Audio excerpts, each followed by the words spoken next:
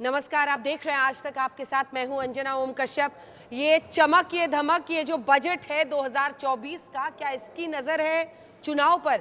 ये सवाल इसलिए पूछा जा रहा है क्योंकि साल चुनावी है और हर बार देखा जाता है, चाहे इससे पहले 2009 हो, 14 हो, 19 हो, कुछ ना कुछ ऐसे कदम उठाए गए हैं चुनावी साल में जिससे नज़र वोटर पर हो। पिछली बार का ही आप एग्जाम्पल ले लीजिए जहां पर 5 लाख तक टैक्स एग्जेम्पशन कर दिया गया था। इन तमाम सवालों पर चर्चा करने के लिए एक बेहद खास मेहमान हमारे साथ आज तक पर जुड़ रहे हैं, डॉक्टर के.वी. सुब्रमण्यम जी, जो कि चीफ इकोनॉमिक एडवाइजर रह चुके हैं भारत सरकार के और अब वो एग्जीक्यूटिव डायरेक्टर हैं इंटरनेशनल मॉनेटरी फंड में। तो नज़रिया भारतीय भी होगा, अंतर्राष्ट्रीय भी होगा, क्या उम्मीद आम आदमी इससे कर सकता है, इस पर होगा। देखिए, पिछली बार सर 5 लाख तक का टैक्स एग्जेम्पशन मिला था, एकदम मतलब विस्फोटक बड़ा काम हुआ था। इस बार ऐसा क्या होगा जिससे मिडिल क्लास को ये लगे, आम आदमी को लगे, जो ग्रामीण इलाके वहाँ के लोगों को लगे कि हमारे लिए कुछ तो हुआ? क्या एक्सपेक्ट कर रहे हैं? आपने सही कहा अंजना जी कि पिछला 2019 में जो बजट था उसमें 2 कदम जो है काफ़ी महत्वपूर्ण थे। एक पीएम किसान और दूसरा जो स्टैंडर्ड डिडक्शन जो बढ़ाया गया था। मुझे लगता है कि इस बार पीएम किसान में जो उसमें जो 6,000 रुपये जो देते थे, उसमें अर्थशास्त्र की दृष्टि से भी उसको बढ़ाना वाजिब है, क्योंकि यदि देखें तो 6,000 रुपये जो 2019 में था, जो खरीद सकते थे हमारे किसान, उसको आज को खरीदने के लिए उसमें 7,500-8,000 रुपये लगेंगे। तो एक्चुअली उसमें बढ़ाना वाजिब है। तो 9,000 हो सकता है किसान 9,000 सम्मान हो सकता है 9,000 या 10,000 ऐसा रेंज में? मुझे लगता है 8.5 से 9 तक रहेगा, क्योंकि यदि आप औसताना इन्फ्लेशन जो है 5-5.5% लें तो 5 साल में करीब 30% की वृद्धि ले लें तो फिर 8,500-9,000 बनता है वो। इसके अलावा ये तो मैं हमेशा एक्चुअली मानता रहा हूँ कि हमारी जो सैलरीड क्लास है उनको जो है राहत देना वो बनता है, क्योंकि ये एक ऐसा वर्ग है जो देश के लिए काफ़ी कंट्रीब्यूट करता है, क्योंकि अपनी टैक्स मेहनत करता है, मेहनत करके पैसे कमाता है, उसके बाद उसमें टैक्स, तो उनको राहत देना जो है वो हमेशा, वो चुनावी साल हो या कोई और साल हो, उसमें एक्चुअली देना बनता है। हाँ। तो आपको लग रहा है कि उसमें कुछ ना कुछ फ़ायदा मिल सकता है? क्या कर सकते हैं उनके लिए? क्या आपको क्या लग रहा है, क्या हो सकता है? मुझे लगता है कि जैसे पर्सनल इनकम टैक्स रेट्स जो हैं वो जो लोअर मिडिल क्लास जो हैं उनमें कुछ थोड़ी सी राहत दी जाए तो हो सकता है। वो अब सरकार में तो मैं हूँ नहीं, तो मैं आपको नहीं बतला सकता। लेकिन देखिए, अब अगले हिस्से पर आते हैं। किसान सम्मान निधि आपने कहा कि जो मिडिल क्लास है उसको फ़ायदा, नारी, क्योंकि अब भारत में चुनावों ने ये तय कर दिया, मुझे पता है आप चीफ इकोनॉमिक एडवाइज़र हैं, रह चुके हैं, लेकिन सरकार का सारा जोर आजकल महिलाओं पर है, क्योंकि तमाम पॉलिटिकल पार्टियां ये देख रही हैं कि महिला वोटर ही डिसाइड करी। ये दिन भी भारत के लोकतंत्र में आए, ये स्वर्ण दिन, महिला वोटर डिसाइड करी है कि कौन कुर्सी पे बैठेगा, किसको बाहर का रास्ता। तो क्या, जैसे हमने 26 जनवरी को देखा नारी शक्ति थीम थी, उससे पहले भी देख रहे हैं नारी शक्ति वंदन अधिनियम ये सरकार लेकर आई है, क्या विमेन स्पेसिफिक इस बजट में आप होता हुआ देख रहे हैं? अर्थशास्त्र के दृष्टिकोण से यदि मैं देखूं तो हमारी जो लेबर फोर्स पार्टिसिपेशन रेशियो जो कहते हैं, यानी कि महिलाओं का जो भागीदारी है हमारे इकोनॉमी में, अर्थव्यवस्था में, उसको बढ़ाने की ज़रूरत है। तो यदि हम बाकी देशों के मुकाबले देखें तो हमारे देश में महिलाओं की जो भागीदारी वो कम है, वो बढ़ी है। अभी जो कुछ दिन पहले जो डीए की जो रिपोर्ट आई मुख्य आर्थिक सलाहकार की, उन्होंने एक्चुअली दर्शाया है कि लेबर फोर्स पार्टिसिपेशन रेशियो काफ़ी बढ़ी है, लेकिन इसको और प्रोत्साहन देना बहुत ज़रूरी है।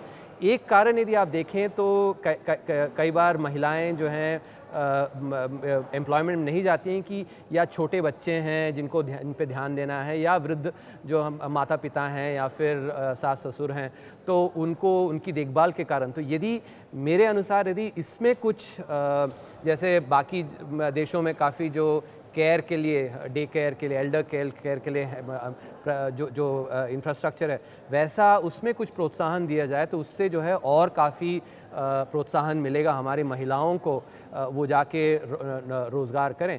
तो ये भी हो सकता है, इससे एक्चुअली दो तरफ़ा फ़ायदा हो सकता है कि बाकी जो डे केयर है वो भी महिलाएं चलाएं तो महिलाएं उसमें एक्चुअली रोज़गार बनेगा, और जो अपने बच्चे या फिर वृद्ध को वहाँ पे छोड़ते हैं वो जाके रोज़गार नौकरी भी कर सकती हैं। तो आप अगर रहते अभी तो आप ऐसा कौन सा एक सजेशन देते कि आप देखिए बहुत सारी स्कीम्स आपके सामने हैं। हाँ। पीएम किसान सम्मान निधि है, उसमें जो फीमेल, क्योंकि सबसे ज्यादा योगदान कृषि क्षेत्र में महिलाओं का है, सही बात है। लेबर कृषि लेबर के भी क्षेत्र में और हाँ। कृषक के भी रूप में, तो सम्मान निधि उनके लिए अलग कर दीजिए, कुछ उनको 10 की जगह 12 दे दीजिए हजार। वो कर सकते हैं ये, और आइडियाज़ तो ऐसे बहुत सारे हैं जो स्टैंडर्ड डिडक्शन है वो महिलाओं के लिए बढ़ा दें।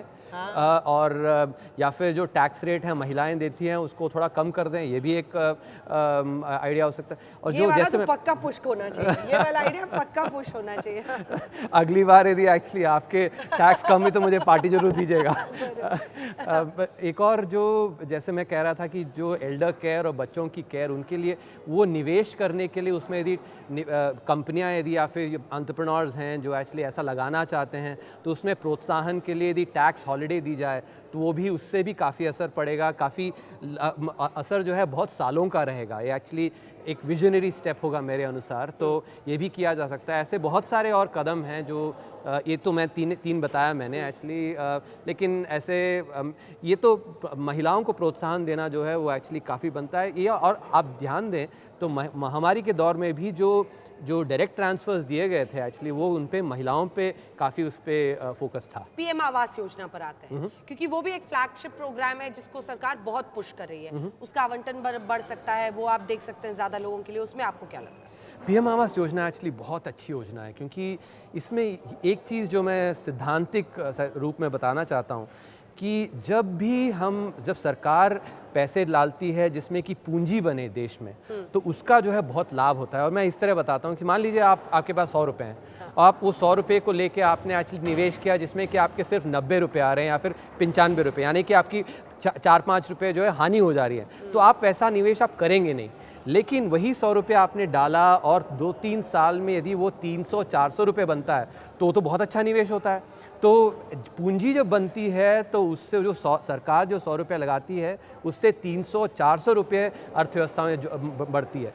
तो इसीलिए जो आवास योजना है उससे जो हमारे जो गरीब हैं उनकी पूंजी बनती है। और यदि आप लोअर मिडिल क्लास या गरीब को लें तो एक्चुअली घर जो है बहुत ही एक एस्पिरेशनल एक आइटम है। तो उस रोटी कपड़ा और मकान एक्चुअली उसमें, और अपना घर जो कहते हैं, अपना घर का एक, क्योंकि मैं खुद जानता हूँ जब हमने पहली बार घर खरीदा था तो हमारे मम्मी पापा इतने खुश हुए थे।